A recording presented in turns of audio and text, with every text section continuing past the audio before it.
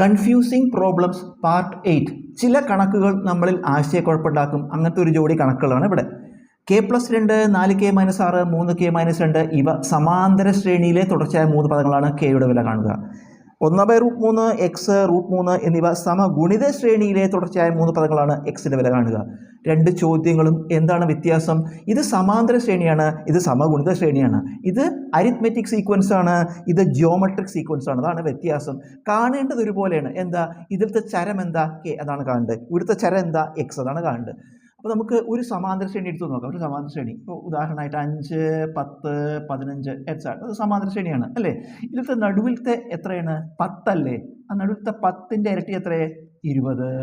അപ്പുറത്തും അപ്പുറത്തും സംഖ്യകൾ കൂട്ടി നോക്കൂ. 5, 15, 20. അപ്പോൾ നമുക്ക് എന്ത് മനസ്സിലായി?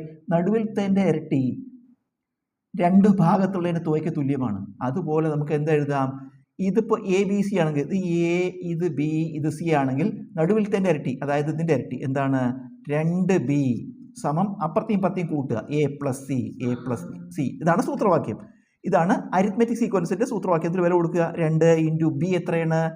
4k - 6 സമം എയും സിയും കൂട്ടുക. A എത്രയാണ്? k + 2 കൂട്ടണം C എത്രയാണ്? 3k - 2.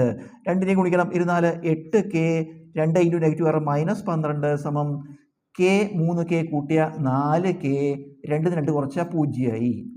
ഇനി k ഒരു ഭാഗത്തേക്ക് കൊണ്ടുവരിക. അവിടെ 8k ഉണ്ട്. ഇത് ഇങ്ങോട്ട് കൊണ്ടുവന്നപ്പോൾ -4k സമം -12 എടുത്തു, +12. 8k 4 കുറച്ചാൽ 3k സമം 12. k സമം എന്ത് ചെയ്യുക? 12/3 സമം 4. ഇനി സമഗുണിത ശ്രേണി ഒരു ഉദാഹരണം നോക്കാം. 5, 10, 20 എക്സെട്ര അല്ലേ? 2, 10, 2, 20 2 ഗുണിച്ച് പോകണം. സമഗുണിത ശ്രേണിയാണ്. നടുവിലത്തെ സ്ക്വയർ കാണൂ. 10 സ്ക്വയർ എത്ര? 100. അപ്പുറത്തെയും ഇപ്പുറത്തെയും സംഖ്യകൾ ഗുണിക്കൂ. 5 × 20 100. നമുക്ക് മനസ്സിലായി എന്താ? നടുവിലത്തെ വർഗം രണ്ട് ഭാഗത്തുള്ള സംഖ്യകളുടെ ഗുണനഫലമാണ്. അതുപോലെ നമുക്ക് ഇത് A, ഇത് B, ഇത് C ആണെങ്കിൽ നടുവിലത്തെ വർഗം അതായത് B² സമമായിരിക്കും അപ്പുറത്തെ ഇപ്പുറത്തെ ഗുണിക്കുക A × C. ഇതാണ് അതിൻ്റെ സൂത്രവാക്യം. B² AC വില കൊടുക്കുക. B² എത്ര? ഇവിടെ x² സമം A എത്ര? 1/√3 × C എത്ര? √3 അല്ലേ?